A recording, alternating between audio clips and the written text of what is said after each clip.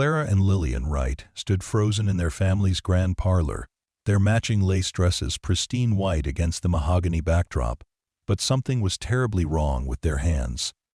The photographer had insisted they clasp fingers for the portrait, yet when the glass plate was developed, their small hands appeared to melt into one another, flesh seamlessly blending as if they were born sharing the same limb.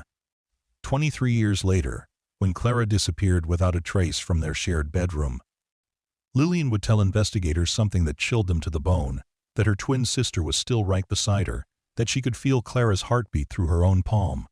Before we carry on, please hit the subscribe button to make my day, and let me know where you are watching from in the comments. The Wright family estate sat like a brooding sentinel on Maple Hill, its Victorian towers piercing the Connecticut sky with an elegance that spoke of old money and older secrets. In the autumn of 1912, the house buzzed with preparations for what should have been a joyous occasion.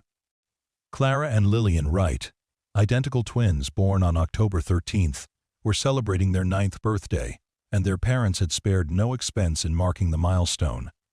Margaret Wright smoothed her daughter's hair with practiced hands, each stroke of the silver brush revealing the uncanny similarity between the girls.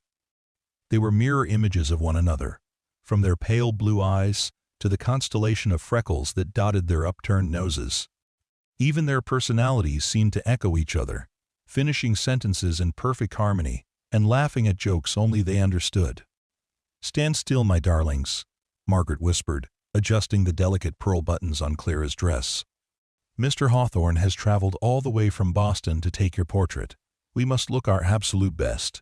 Theodore Wright watched from the doorway, his weathered hands clasped behind his back. As one of Connecticut's most successful textile manufacturers, he had built his fortune on precision and attention to detail, qualities that served him well in business but made him increasingly uneasy about his daughter's peculiar bond. The twins moved with a synchronicity that defied explanation, their gestures mirrored so perfectly it seemed choreographed by some invisible conductor. The photographer, a thin man with wire spectacles and ink-stained fingers, arranged his equipment with methodical care. His name was Jeremiah Hawthorne, and he had earned a reputation throughout New England for capturing the essence of his subjects in ways that ordinary photographers could not.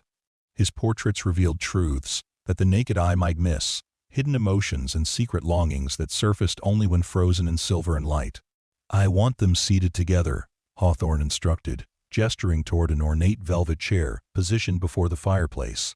"Natural poses, nothing forced. Let them find their own comfortable position." Clara and Lillian settled onto the chair without discussion, their movements flowing like water as they arranged their skirts and found the perfect angle. Almost instinctively, they reached for each other's hands, their fingers interlacing with the practiced ease of a ritual performed countless times before. "Perfect," Hawthorne murmured, disappearing beneath the black cloth draped over his camera. "Now hold very still. Don't move a muscle for 30 seconds. The flash powder ignited with a brilliant burst that filled the room with acrid smoke and dancing shadows. For one frozen moment, the twins were captured in time, their innocent smiles and clasped hands preserved forever on the glass plate that would become their legacy. But when Hawthorne developed the photograph in his makeshift darkroom that evening, he discovered something that made his hands tremble as he hung the print to dry. The image showed Clara and Lillian exactly as he remembered them, their faces serene and identical, their white dresses perfectly arranged. Yet their hands, which he distinctly recalled seeing interlaced in the traditional manner, appeared fused together in the photograph. Not clasped or holding, but merged, as if the flesh of one twin flowed seamlessly into the other. Hawthorne cleaned his spectacles and examined the negative again, certain he had made some technical error. The glass plate showed the same impossible detail. The twins' hands were joined not by choice, but by what appeared to be a physical connection, their fingers blending into one continuous appendage that belonged to both girls simultaneously. "Impossible," he whispered to himself. Yet the evidence hung before him, still wet with chemicals and undeniably real. The photographer considered mentioning his concerns to the Wright family, but ultimately decided against it. He had built his reputation on delivering beautiful portraits, not on troubling his clients with technical anomalies that probably had a perfectly reasonable explanation. He delivered the finished photograph to Maple Hill 3 days later, presenting it to Margaret Wright with his usual professional smile. "Exquisite work," Margaret declared, holding the portrait up to catch the morning light streaming through the parlor windows. "You've captured their spirit perfectly." Theodore examined the photograph more closely, his businessman's eye immediately drawn to the peculiarity of his daughter's joined hands. He opened his mouth to comment but found himself strangely unable to voice his concerns. The image was beautiful after all, and the girls looked radiant. Whatever trick of light or shadow had created the unusual effect was probably meaningless. The portrait was framed in ornate silver and given pride of place on the mantelpiece, where it watched over the Wright family's daily activities with those pale blue eyes that seemed to follow visitors around the room. Clara and Lillian themselves showed little interest in their captured image, preferring to spend their time in pursuits that kept them constantly together. The twins attended a private academy for young ladies, where their teachers marveled at their ability to complete each other's assignments and answer questions in perfect unison. They shared not only thoughts and preferences, but seemed to experience physical sensations as well. When Clara scraped her knee during recess, Lillian would limp sympathetically. When Lillian caught cold, Clara would develop the same symptoms within hours. Their classmates found the twins fascinating and unsettling in equal measure. Margaret Ashford, the daughter of a prominent banker, once confided to her mother that Clara and Lillian sometimes seemed to breathe with the same rhythm, their chests rising and falling in perfect synchronization even when they were focused on different activities. "It's as if they share the same soul," young Margaret had whispered, unaware that her innocent observation would prove more prophetic than anyone could imagine. As autumn gave way to winter, the peculiarities surrounding the twins began to multiply. The household staff reported strange occurrences that they attributed to childish pranks, but which Theodore and Margaret found increasingly difficult to explain. Books would be found open to the same page in 2 different rooms, as if both girls had been reading simultaneously. Footprints in the snow outside their bedroom window appeared in pairs, yet the twins were always found safely in their beds, come morning. Most unsettling of all was the way Clara and Lillian seemed to communicate without speaking. They would exchange glances across the dinner table and burst into laughter at some shared joke that remained opaque to everyone else. They could anticipate each other's needs with uncanny precision, Clara offering a handkerchief just as Lillian's eyes began to water, or Lillian fetching Clara's favorite book moments before her sister expressed the desire to read. Dr. Harrison Fletcher, the family physician, examined the twins during their regular winter checkup and found nothing physically unusual about either child. Their heartbeats were strong and regular, their reflexes normal, their development proceeding exactly as expected for girls their age. Yet when he listened to Clara's chest with his stethoscope, he could have sworn he heard an echo, a second heartbeat that seemed to originate from somewhere else entirely. "Remarkable children," he told Theodore, after completing his examination. "Healthy as young horses, though I must admit they share an unusually strong bond. I've seen twins who were close before, but nothing quite like this." Spring arrived with a profusion of apple blossoms and daffodils, yet it brought with it a growing sense of unease that settled over the Wright household like morning fog. The twins celebrated their 10th birthday with characteristic synchronicity, blowing out their candles at exactly the same moment and making what they claimed was the same birthday wish. "What did you wish for?" Margaret asked, smoothing Clara's hair as the family gathered around the dining room table. "We can't tell," Lillian replied seriously. "It won't come true if we tell. But we wished for the same thing," Clara added, her voice carrying an odd note of certainty. "We always wish for the same thing." Theodore found himself studying the twins with increasing intensity, searching for signs of the individual personalities he was certain must exist beneath their shared exterior. Yet the more closely he observed them, the more convinced he became that Clara and Lillian operated as 2 halves of a single consciousness, their separate bodies merely vessels for a unified spirit that defied rational boss. Explanation. The portrait on the mantelpiece seemed to mock his attempts at understanding. Those pale blue eyes stared down at him with an innocence that felt somehow ancient, while those impossibly joined hands remained frozen in their eternal clasp. Theodore had commissioned 3 additional family portraits over the years, but none of the other photographers had captured anything unusual. Only Hawthorne's image revealed the truth that lurked beneath the surface of ordinary perception. Summer brought long days of freedom from the academy, and Clara and Lillian spent their hours exploring the vast grounds of the Wright estate. They had discovered a hidden grove of birch trees behind the carriage house where sunlight filtered through the leaves to create patterns that shifted and danced like living things. The twins claimed this grove as their special place, building elaborate fairy houses from twigs and moss, and whispering secrets that only they could understand.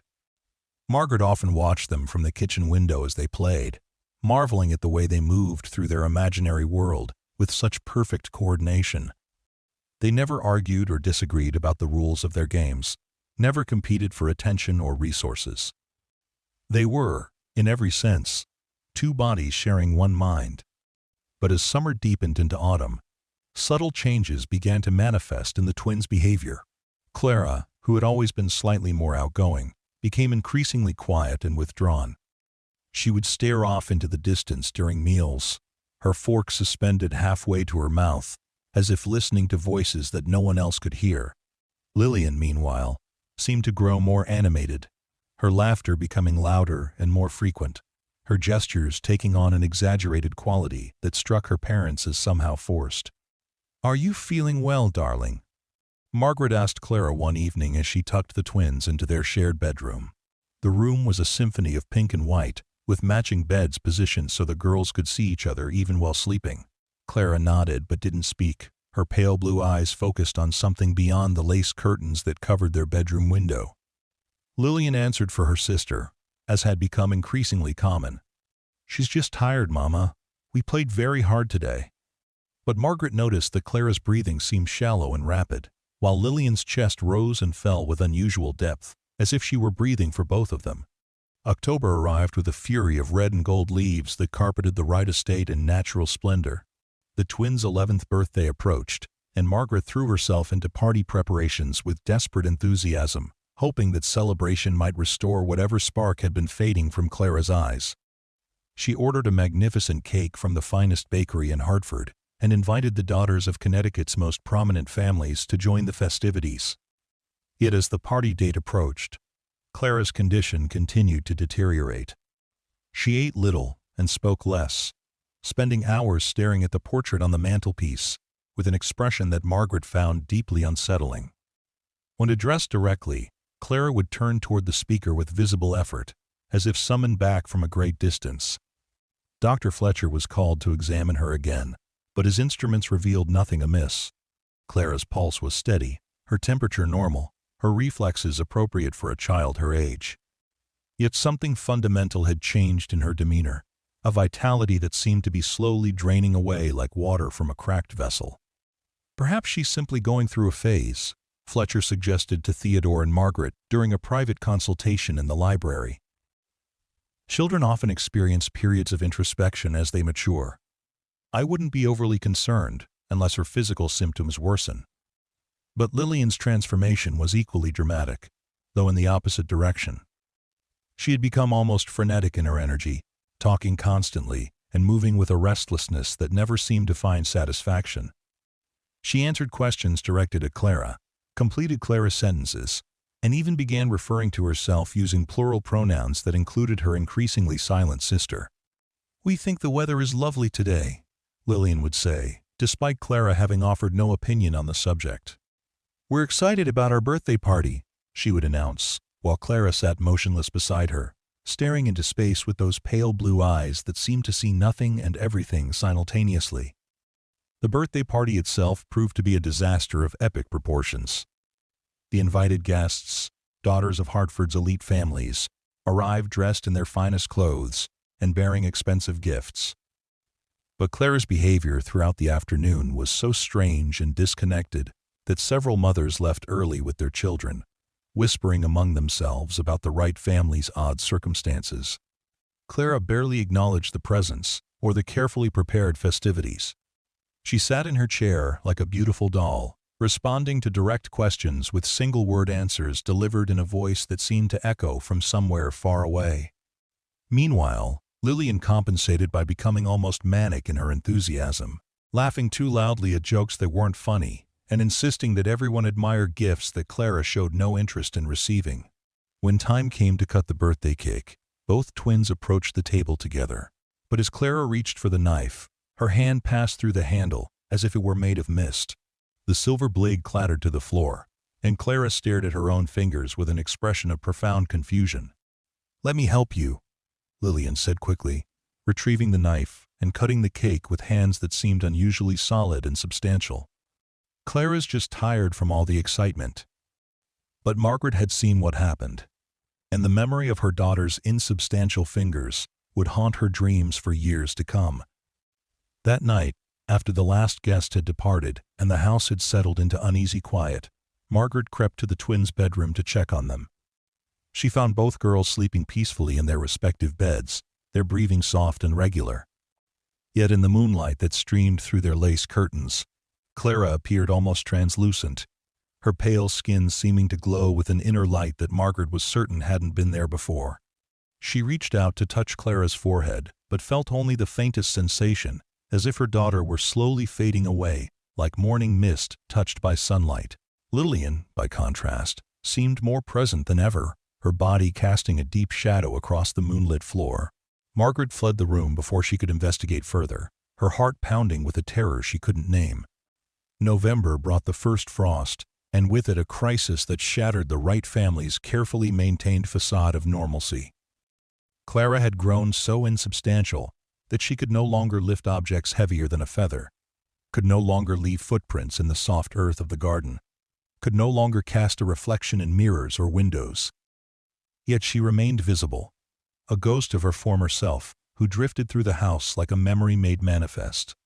Lillian, meanwhile, had taken on an almost supernatural vitality. She was stronger than any 11-year-old girl should be, more alert, more present in every possible way.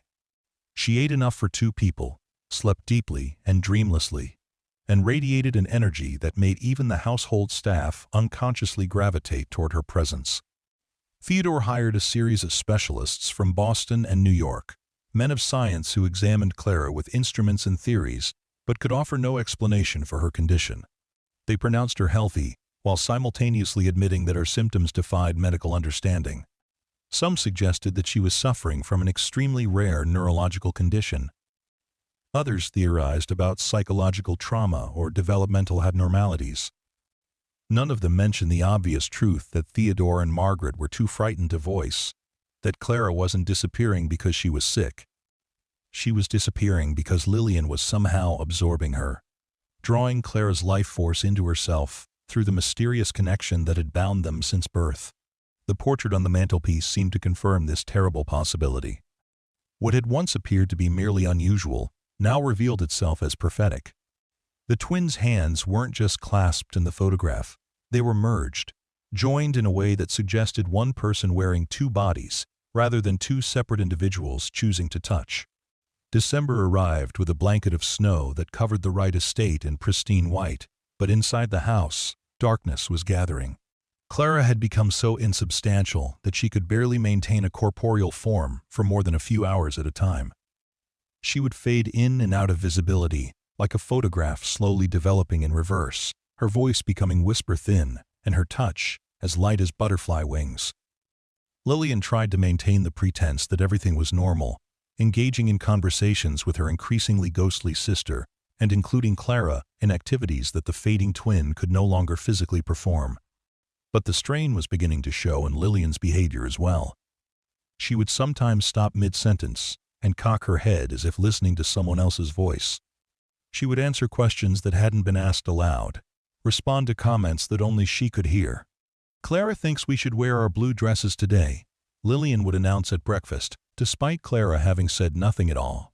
"Clara wants to thank you for the lovely flowers," she would tell Margaret, while Clara sat motionless in her chair, her pale blue eyes focused on some distant horizon.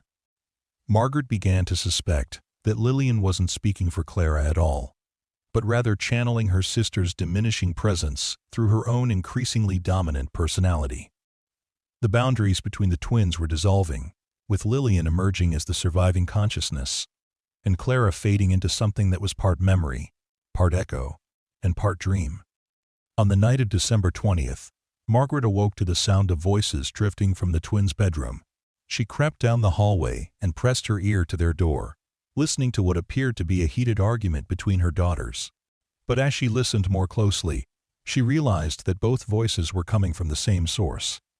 Lillian was having a conversation with herself, but using two distinct vocal patterns. One voice was her own, clear and strong. The other was a perfect imitation of Clara's increasingly ethereal tone, complete with her sister's distinctive speech patterns and favorite expressions. "You can't keep fighting this," Lillian was saying in her own voice. "We've always been meant to be together. Always been one person pretending to be two." "I want to stay myself," came the reply in Clara's voice, though Margaret could see only one figure moving around the moonlit bedroom. "I want to be separate. I want to be real." "You are real," Lillian responded, switching between voices with disturbing ease. "You're real inside me. We're real together. Isn't that better than being alone?" Margaret fled back to her own bedroom, too horrified to intervene in whatever psychological drama was unfolding between her daughters. She found Theodore standing at their bedroom window, staring out at the snow-covered grounds with an expression of absolute despair. "She's almost gone," he whispered, without turning around. "Our Clara is almost gone, and I don't know how to save her." Margaret joined him at the window, her reflection overlaying his in the frost-covered glass. "Maybe we can't save her," she said quietly. "Maybe this was always meant to happen." They stood together in silence, watching the snow fall over the estate that had been their family's sanctuary and was now becoming Clara's tomb.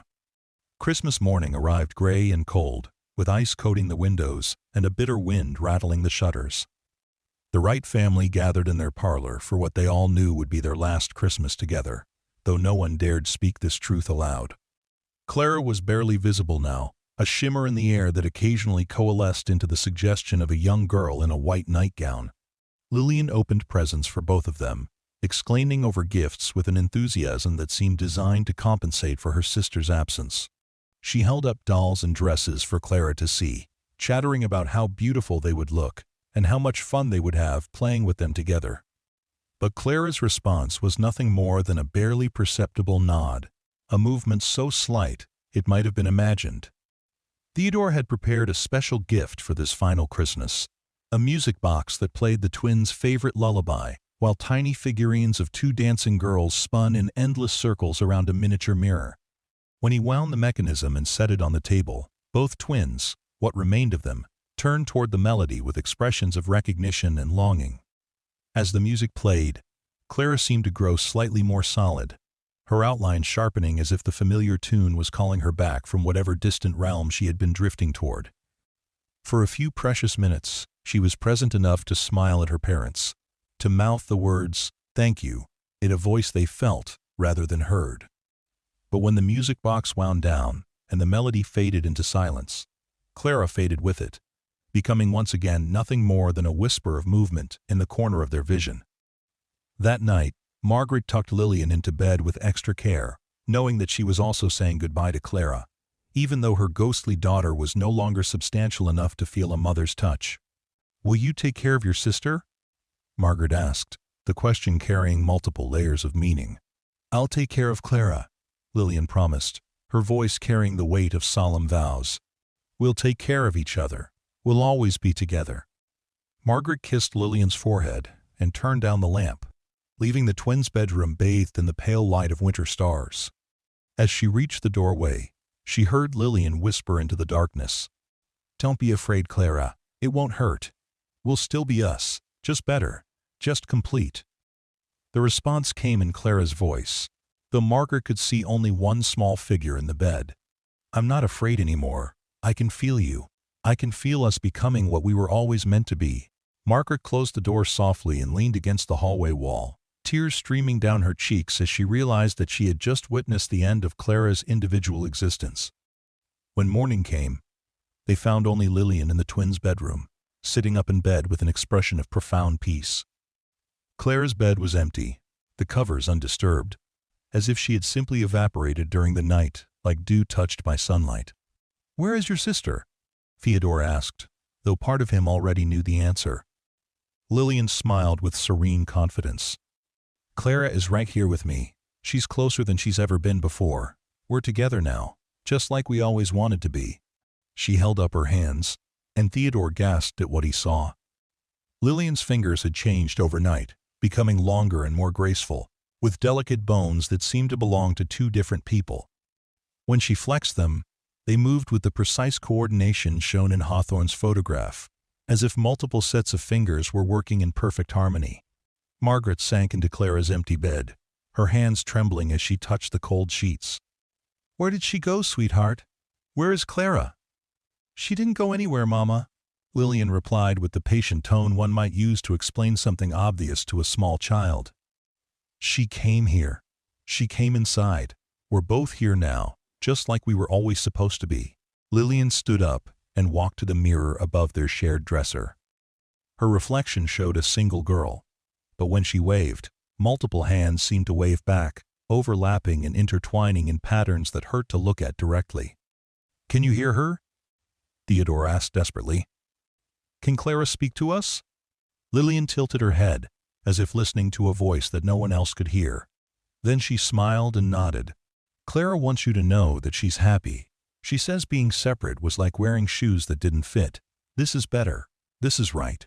Dr. Fletcher was summoned again, but his examination of Lillian revealed nothing medically concerning.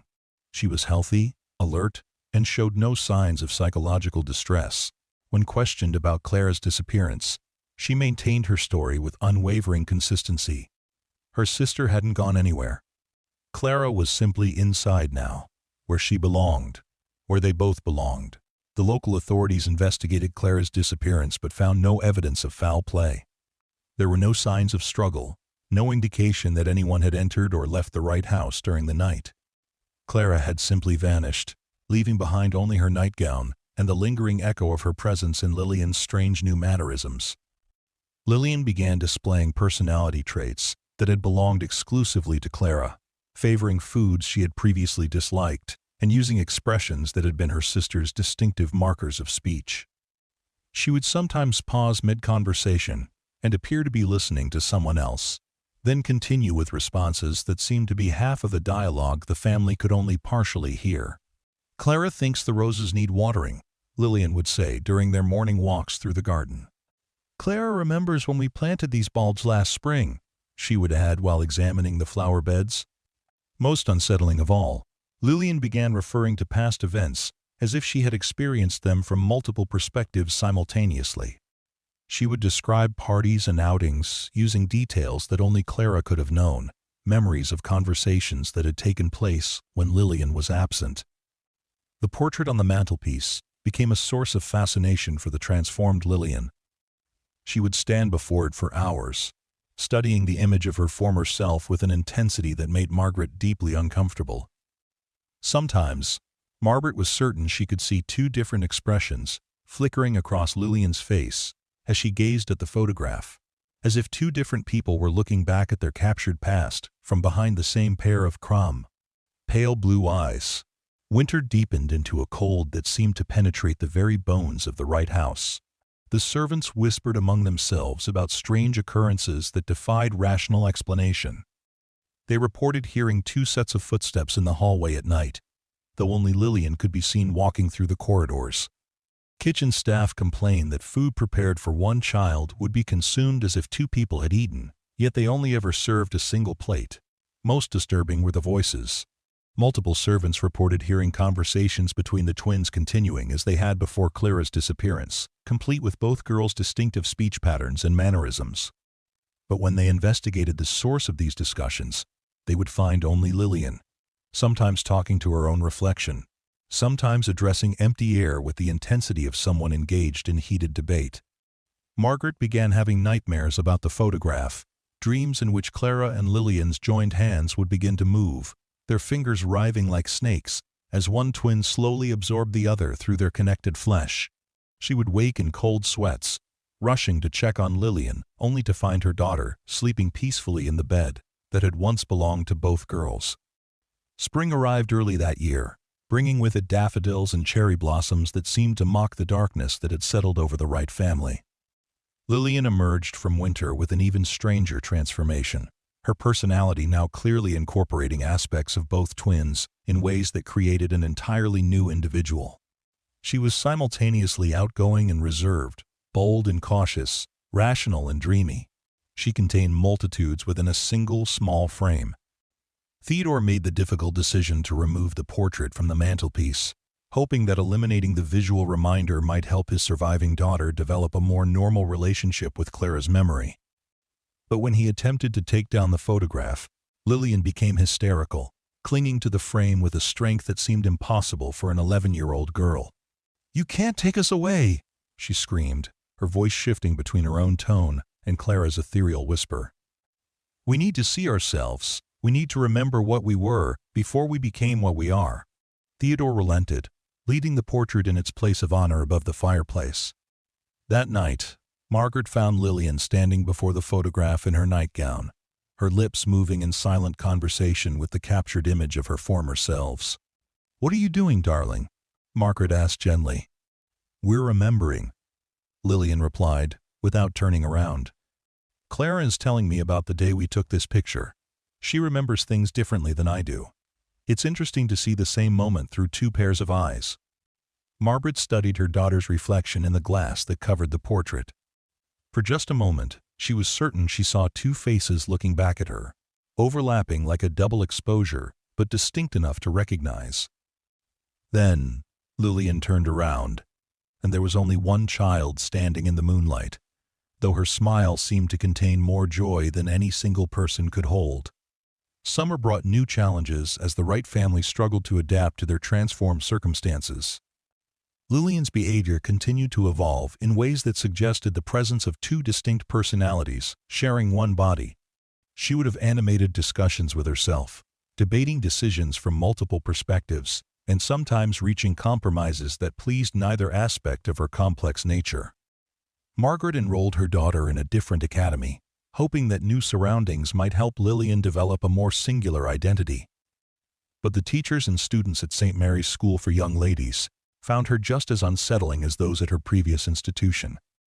Lillian would complete assignments that seemed to require knowledge she couldn't possibly possess, and she displayed an uncanny ability to be in two places at once, or at least to know things that were happening in other parts of the school while she was demonstrably elsewhere. "It's as if she has eyes in the back of her head," complained Miss Patterson, Lillian's mathematics instructor. "She always knows when other students are cheating or misbehaving, even when her attention appears to be focused on her own work." But it was Lillian's artwork that truly revealed the depth of her transformation. She began producing drawings and paintings that depicted scenes from two different perspectives simultaneously, as if she were documenting the same events through multiple sets of eyes. Her self-portraits were particularly disturbing, showing a single figure with features that seemed to shift and blend between two different faces depending on the viewing angle. Theodore commissioned a psychiatrist from Yale University to evaluate his daughter, hoping that modern medical science might provide answers that traditional physicians had failed to offer. Dr. Cornelius Whitmore spent several sessions with Lillian, conducting interviews and psychological assessments that revealed a brilliant but deeply complex mind. "Your daughter exhibits signs of what we might term dissociative identity," Whitmore explained to Theodore and Margaret during a private consultation. "However, her case differs significantly from typical examples of this condition. Rather than displaying distinct, separate personalities that take turns controlling her behavior, Lillian seems to have integrated two different identity streams into a single, unified consciousness. It's as if she's learned to think with two minds simultaneously." Margaret leaned forward in her chair, her hands clasped tightly in her lap. "Is she ill, doctor? Can this condition be treated?" Whitmore removed his spectacles and cleaned them thoughtfully. "I wouldn't characterize Lillian as ill, precisely.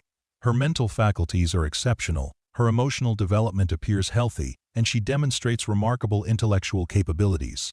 If anything, her unique psychological structure might be considered an adaptation rather than a pathology. The question isn't whether she can be cured, but whether cure would be desirable or even possible." "But what about Clara?" Theodore pressed. "Our other daughter simply vanished. Surely that suggests some form of psychological break or trauma." "According to Lillian, Clara didn't vanish," Whitmore replied carefully. "She integrated.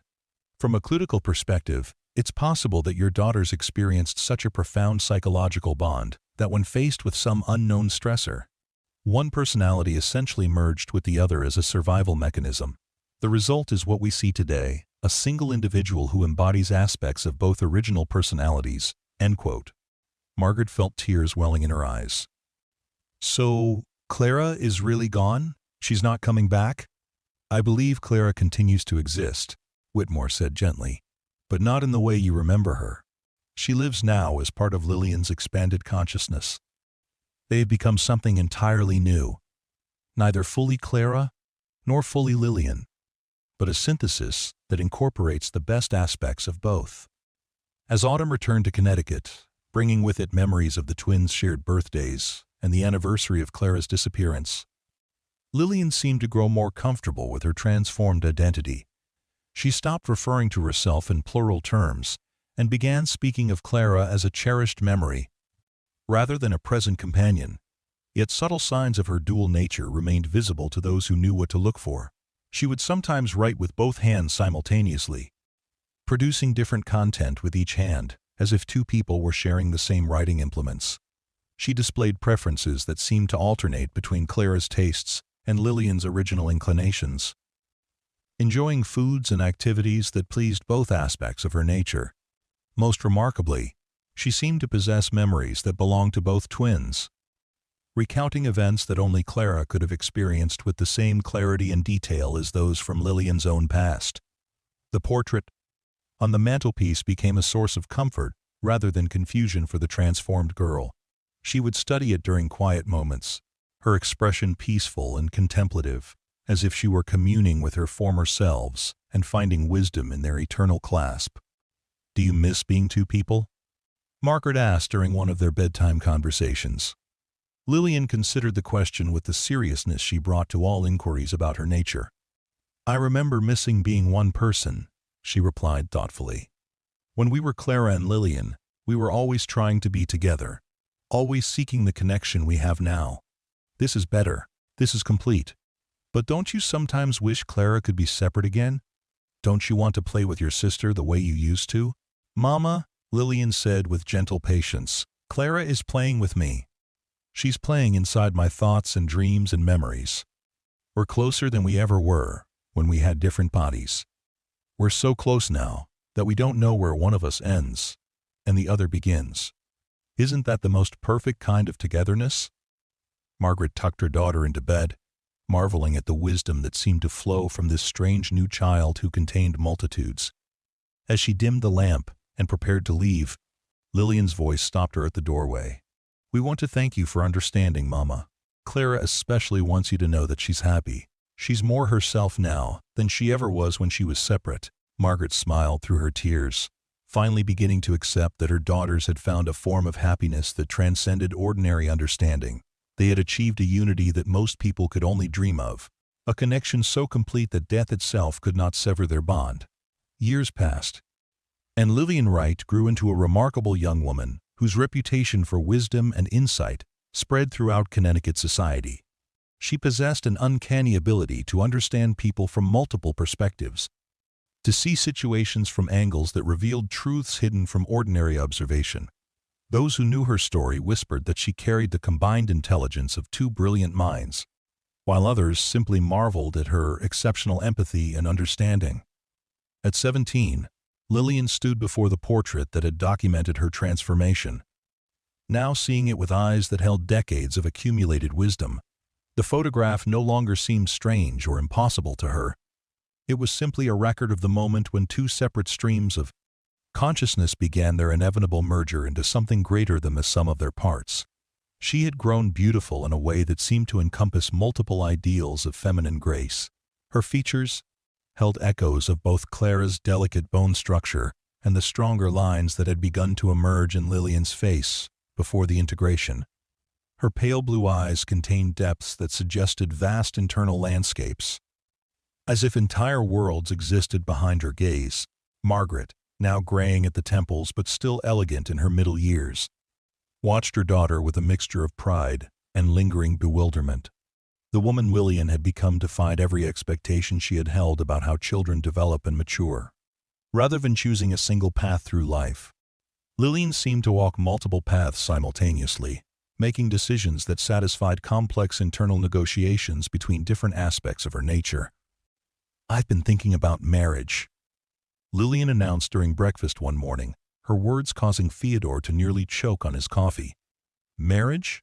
Margaret repeated, setting down her teacup with trembling fingers. "To whom, darling?" "Jonathan Ashworth has been calling regularly," Lillian replied thoughtfully. "He's kind and intelligent, and he finds my particular nature fascinating rather than frightening. But Clara worries that marriage might disrupt our balance. She thinks we function best when we're not required to explain ourselves to anyone." Theodore stared at his daughter, still struggling to adjust to the way she spoke of Clara as a present participant in her decision-making process. "And what do you think, Lillian? What does your own heart tell you?" "My heart tells me many things." Lillian smiled, her expression cycling through subtle variations that suggested multiple emotional responses. "Part of me longs for the companionship that marriage could provide. Another part treasures our independence.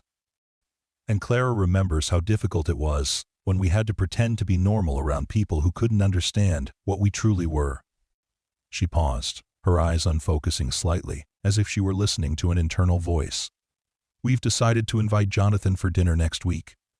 If he can accept us as we are, if he can love both aspects of our nature without trying to change or simplify us, then perhaps marriage is possible. But he must understand that he would be marrying two souls, sharing one heart." Jonathan Ashworth proved to be a young man of remarkable sensitivity and intelligence. As the son of a prominent Hartford physician, he had been raised to observe human nature with scientific curiosity rather than judgment. When Lillian explained her unique circumstances during their courtship, he listened with the open mind of someone who had witnessed enough medical mysteries to know that reality often exceeded the boundaries of conventional understanding. "I find myself enchanted by both of you," he told her during a moonlit walk through the Wright family gardens. "The depth of your personality, the way you seem to contain entire libraries of human experience within yourself. It's unlike anything I've ever encountered. I don't want to marry just Lillian Wright. I want to marry the extraordinary being you've become, whatever name we choose to call her." Their wedding in the spring of 1921 was attended by Hartford's most prominent families. Though many guests whispered among themselves about the strange circumstances surrounding the bride's missing twin sister, Lillian walked down the aisle alone, carrying a bouquet that contained two different types of flowers, arranged in perfect symmetry. When asked about the unusual floral design, she explained that each variety held special meaning for different aspects of her nature. During the ceremony, when the minister asked if anyone objected to the union, several guests later claimed they heard two distinct voices respond with the traditional, "I do," though only one bride stood at the altar. Lillian's wedding vows contained references to bringing her whole self to the marriage, including all the love and wisdom that multiple lifetimes have taught us. Jonathan proved to be an ideal husband for someone of Lillian's unique nature. He learned to recognize the subtle shifts in her personality that indicated which aspect of her consciousness was most prominent at any given moment. He discovered that she required more solitude than most wives, needing time for what she called internal consultations. Between the different streams of her awareness, their first child, born in 1923, was a daughter they named Clara Margaret Ashworth. The baby possessed her mother's pale blue eyes and displayed an unusual level of alertness for an infant, as if she were observing the world through multiple layers of perception. Lillian often spoke to her daughter as if addressing two different listeners, explaining events from various perspectives and encouraging the child to consider situations from angles that most people would never imagine. "She has the potential to be extraordinary," Lillian told Jonathan as they watched their daughter playing in the nursery. "I can sense something special in her awareness, a depth that suggests she might develop capabilities similar to our own. Clara thinks we should encourage this development, while I sometimes worry about the burden such gifts can place on a person." As Clara Margaret grew from infant to toddler, she began displaying behaviors that echoed those her mother had shown as a child. She would have conversations with imaginary playmates, who seemed remarkably consistent in their personalities and responses. She showed an uncanny ability to anticipate her parents' needs and desires, often bringing them objects or comforting them during difficult moments before any distress had been expressed. Most significantly, Clara Margaret seemed to understand her mother's dual nature instinctively. She would address different aspects of Lillian's personality directly, saying things like, "Mama Clara thinks we should wear the blue dress today," or "Mama Lillian wants to read the story about the princess." Her ability to distinguish between these internal aspects of her mother's consciousness amazed Jonathan and convinced Lillian that their daughter had inherited something precious and rare. The Wright family portrait remained on display in the Ashworth home, now serving as a connection between generations rather than a mysterious artifact. Clara Margaret would often stand before the photograph, studying the image of her mother's former selves with the intense concentration that seemed to run in the family bloodline. "Tell me about when you were two people," she would ask during their bedtime conversations. "We were never really two people, sweetheart," Lillian would reply, stroking her daughter's hair with the same gentle rhythm Margaret had once used with the twins. "We were one person who thought she was too. Being separate was like trying to hold our breath forever. This is much better. This is breathing. Will I become two people someday?" Clara Margaret asked with the matter-of-fact curiosity that children bring to questions of cosmic importance. "You are already everything you need to be," Lillian assured her. "Clara thinks you might develop your own special way of seeing the world, your own unique gifts. But whatever happens, we'll help you understand and accept whatever you become." As the 1920s progressed, Lillian Ashworth became something of a legend in Connecticut society. Women sought her advice on matters of the heart, knowing that her unusual perspective allowed her to understand romantic relationships from multiple angles simultaneously. Men consulted her on business decisions, recognizing that her dual consciousness provided insights that single-minded thinking could never achieve. She began writing articles for ladies' magazines under the pen name The Synchronized Sister, offering advice on everything from child-rearing to marriage to personal development. Her columns were popular because they addressed common problems from perspectives that readers found both surprising and profoundly helpful. When making difficult decisions, she wrote in one widely read piece, "Imagine that you are two different people who must reach agreement before proceeding. What would your cautious self advise? What would your bold self recommend?" The best choices often emerge from the negotiation between these internal voices. Her writing never explicitly mentioned her own extraordinary circumstances, but those who knew her story recognized the wisdom that could only come from someone who had literally experienced consciousness from birth. Multiple perspectives. The original photograph from 1912 became increasingly precious to Lillian as the years passed. She would sometimes hold conversations with the image, addressing her former selves as if they were old friends whose advice she still valued. Jonathan learned not to disturb these moments, recognizing them as essential aspects of his wife's ongoing relationship with her own complex history. "Do you ever wish you could go back?" he asked her one evening as they sat before the fireplace in their Hartford home. "Do you ever wonder what your life would have been like if Clara had remained separate?" Lillian considered the question with the thoroughness she brought to all inquiries about her nature.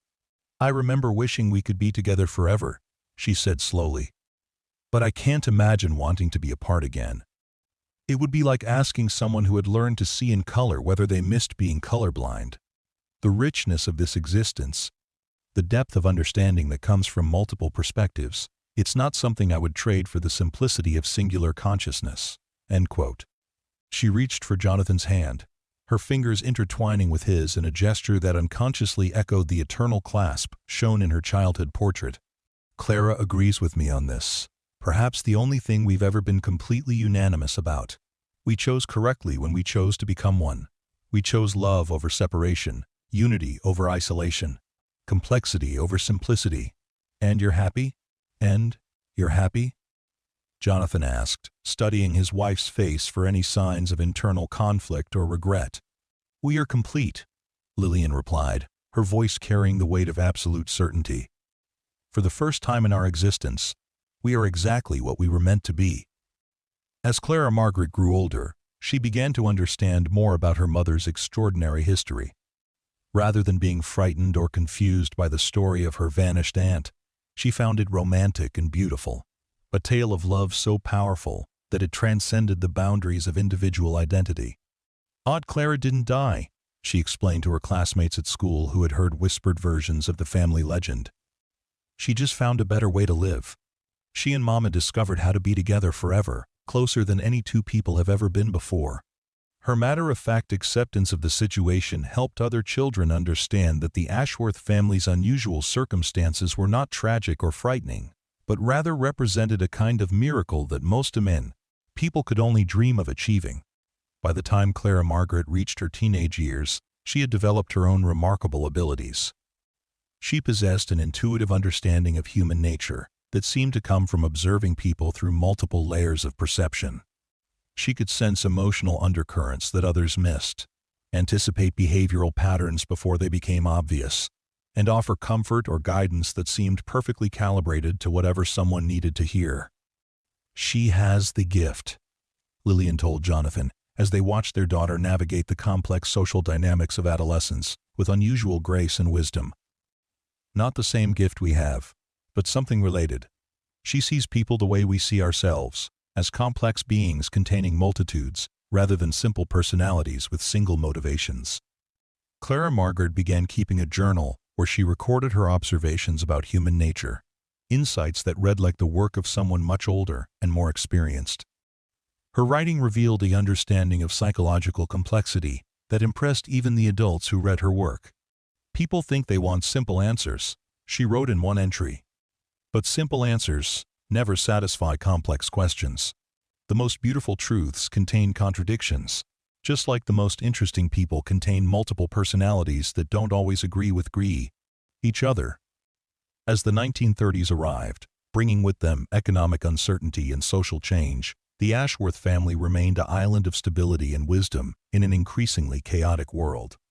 Lillian's unique perspective proved invaluable during difficult times, as she could understand both the optimistic and pessimistic viewpoints that divided public opinion, and find middle ground that satisfied multiple constituencies. She began lecturing at women's clubs and literary societies, sharing insights about human nature and personal development that drew from her extraordinary internal experiences. Her audiences were often puzzled by her ability to argue multiple sides of complex issues with equal conviction, but they invariably left her presentations feeling that they had gained new understanding about themselves and their relationships.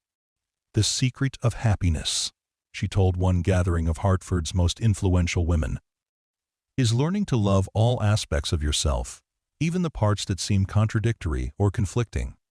Most people spend their lives trying to become singular, consistent personalities, but the richest existence comes from embracing your internal complexity and finding harmony among your various desires and impulses."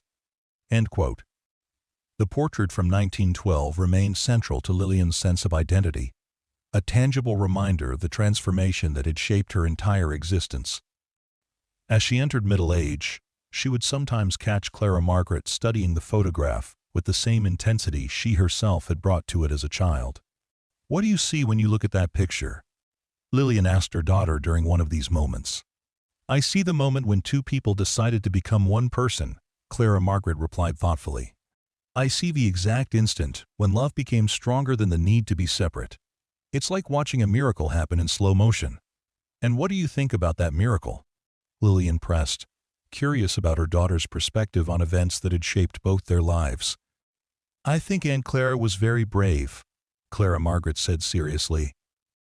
"It must have been scary to give up being herself in order to become part of something bigger. But I also think she was lucky to find someone who loved her enough to make that sacrifice worthwhile."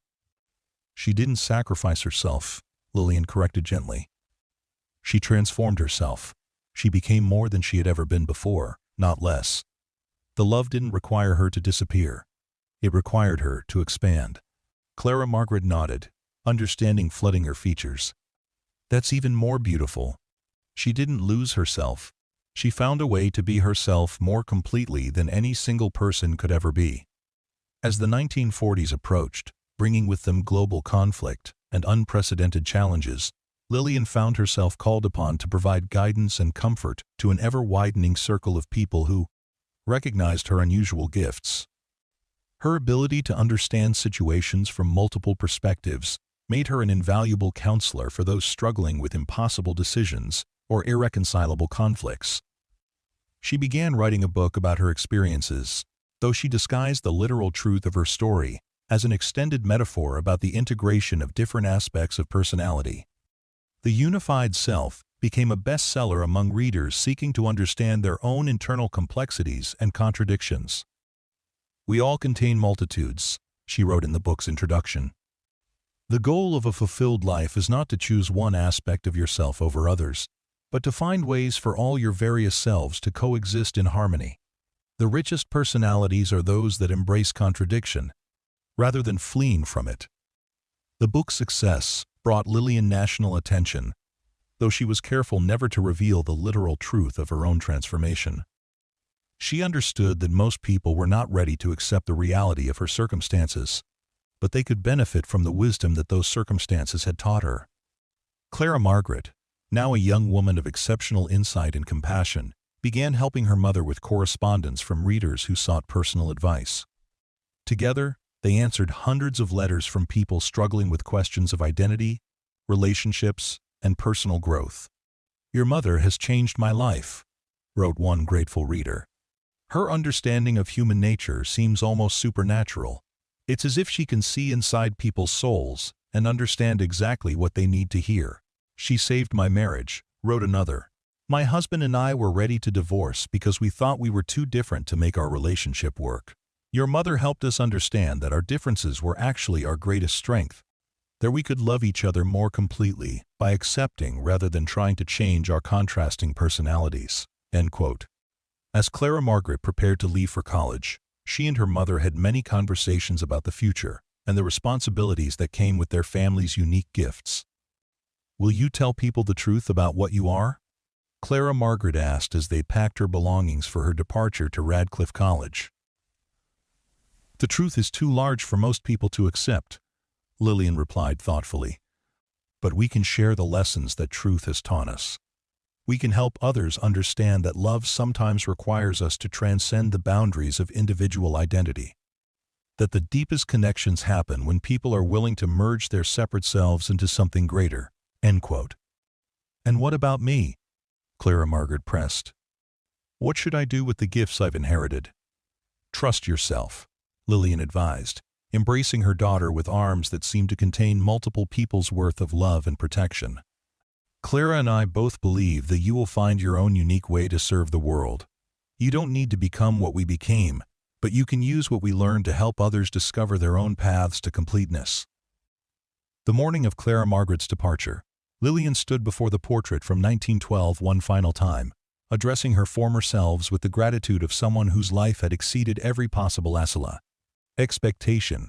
"Thank you," she whispered to the image of two girls whose joined hands had predicted a future neither could have imagined. "Thank you for having the courage to become what love required. Thank you for showing us that the greatest transformations happen when we stop fighting what we're meant to be and start embracing what we could become."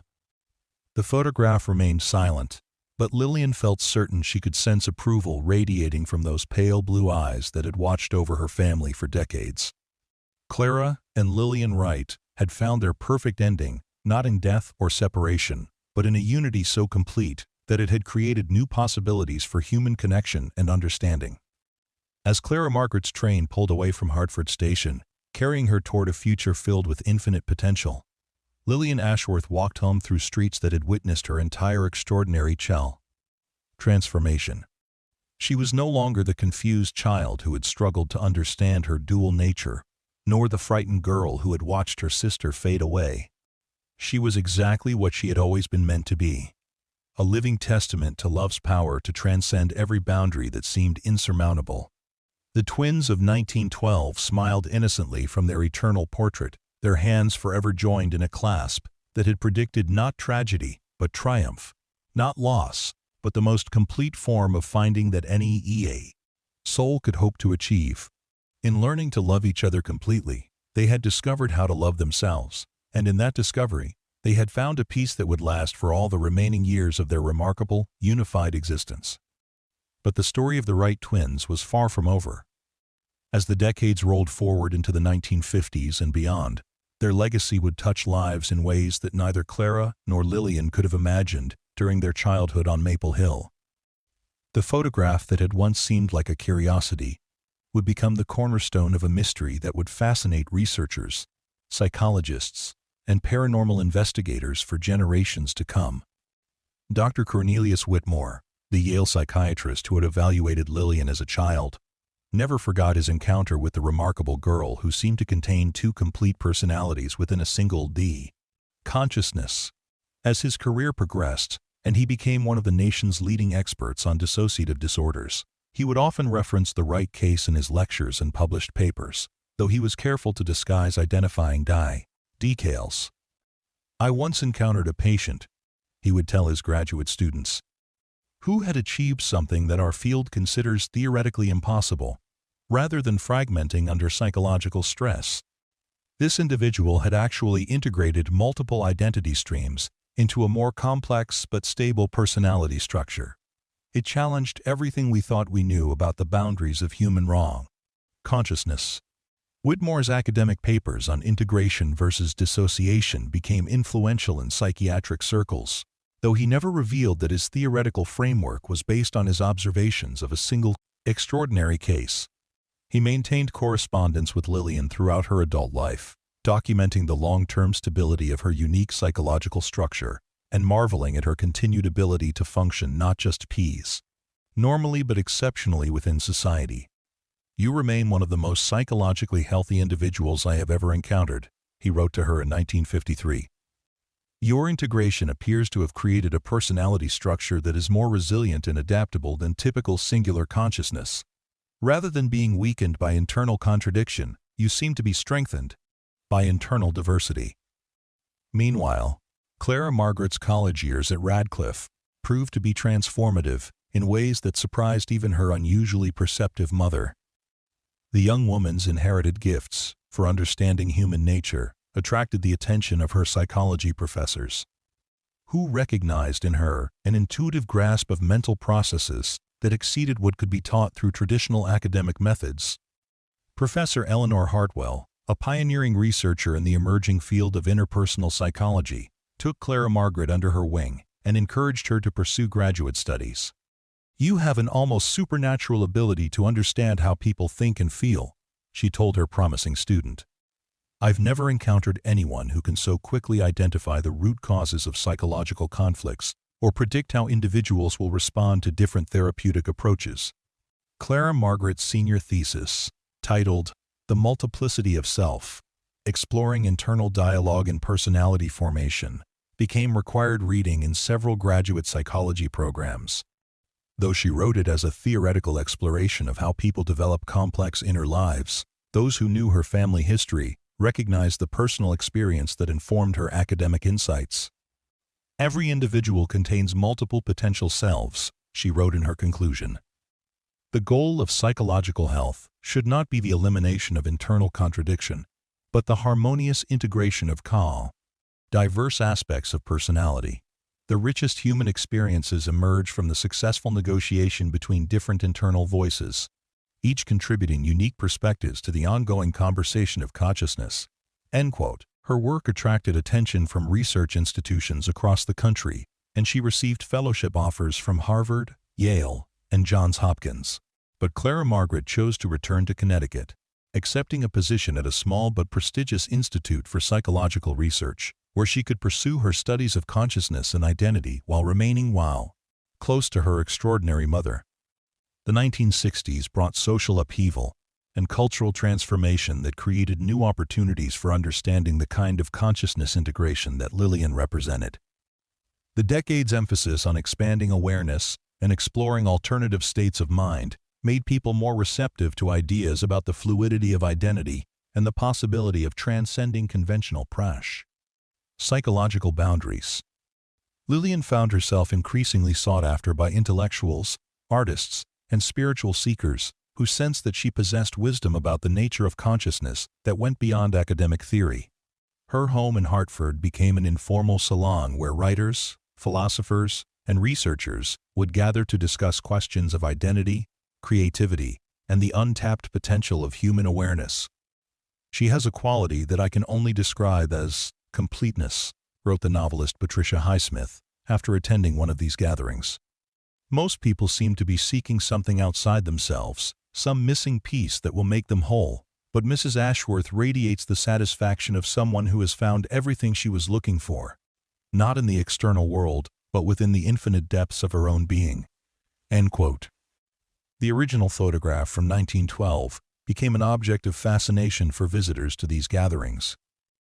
People would study the image for hours, trying to understand how the camera had captured something that seemed to defy physical laws. Some claimed they could see the moment of transformation frozen in time, the instant when two separate souls began their journey toward unity. Art historians and photography experts were brought in to examine the portrait, searching for evidence of double exposure, darkroom manipulation, or other technical explanations for the unusual appearance of the twins' joined hands. But every analysis confirmed that the photograph was genuine, an unaltered image that had somehow captured a reality that conventional understanding could not explain. "The hands don't just appear to be touching," noted Dr. Marcus Fenwood, a specialist in 19th century photography techniques. "They appear to be sharing the same physical space, existing as both separate appendages and a single continuous form. It's as if the camera captured something that was happening on a level beyond normal physical reality." Clara Margaret, now Dr. Clara Margaret Ashworth, and a respected researcher in her own right, began collaborating with various scientific institutions to study cases of unusual consciousness phenomena. Her unique background and inherited sensitivity to psychological complexity made her invaluable in evaluating individuals who claimed to have experienced states of awareness that transcended ordinary perception. She documented cases of people who reported experiencing temporary states of consciousness expansion, moments when they felt their individual identity dissolving into something larger and more complete. While none of these cases approached the permanent transformation that her mother had achieved, they suggested that the Wright twins' experience might represent an extreme example of a more common human potential.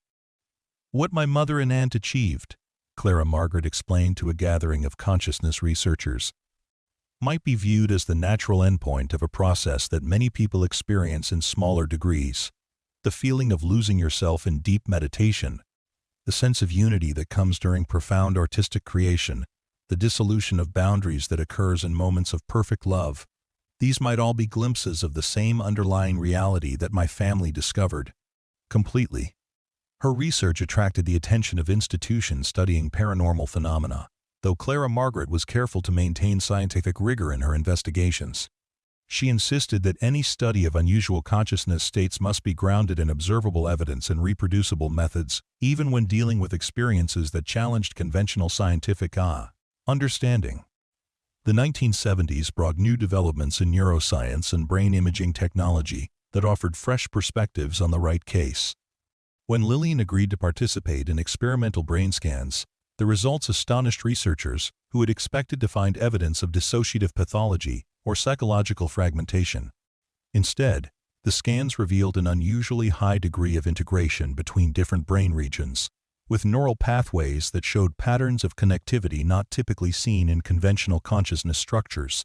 Rather than displaying the chaotic or disconnected neural activity associated with dissociative disorders, Lillian's brain showed signs of enhanced coordination and communication between areas that normally operated independently. "Her neural architecture appears to have been fundamentally reorganized," explained Dr. Robert Caldwell, the neurologist who conducted the studies. "It's as if her brain learned to process information through multiple parallel channels simultaneously, creating a form of consciousness that is genuinely more complex and sophisticated than typical human brain awareness."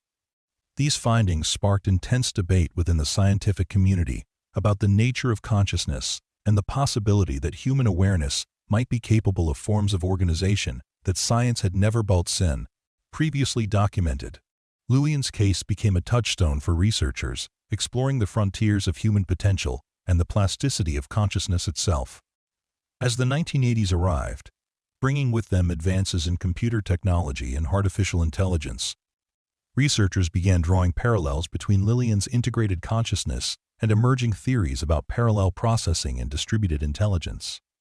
Her ability to consider multiple perspectives simultaneously resembled the way advanced computer systems could run multiple programs in parallel while maintaining overall system coherence.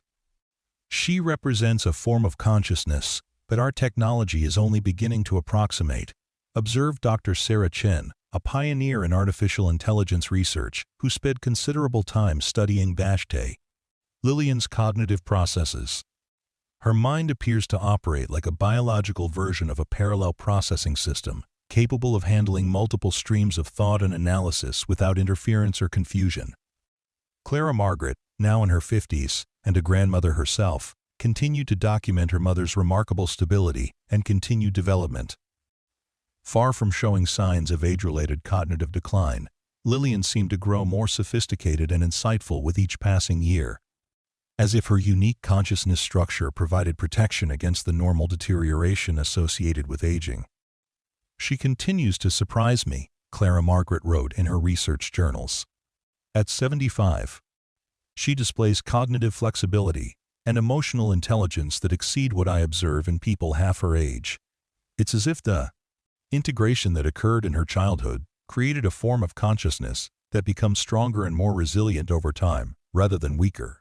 End quote.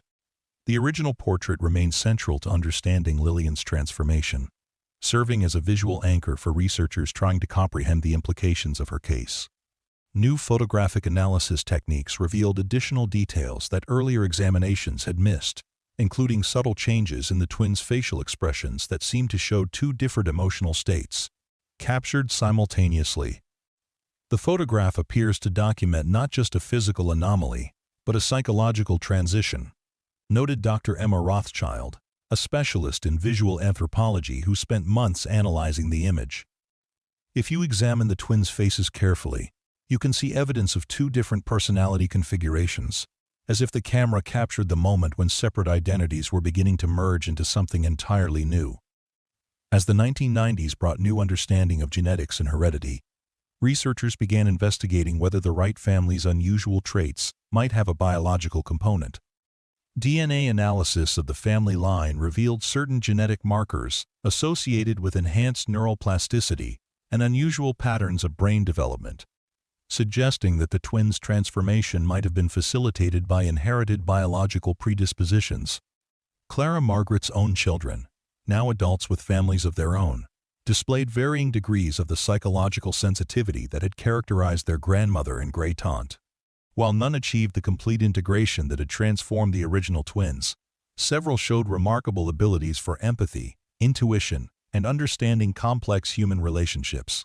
"The gift appears to be hereditary," Clara Margaret observed, "though it manifests differently in each generation.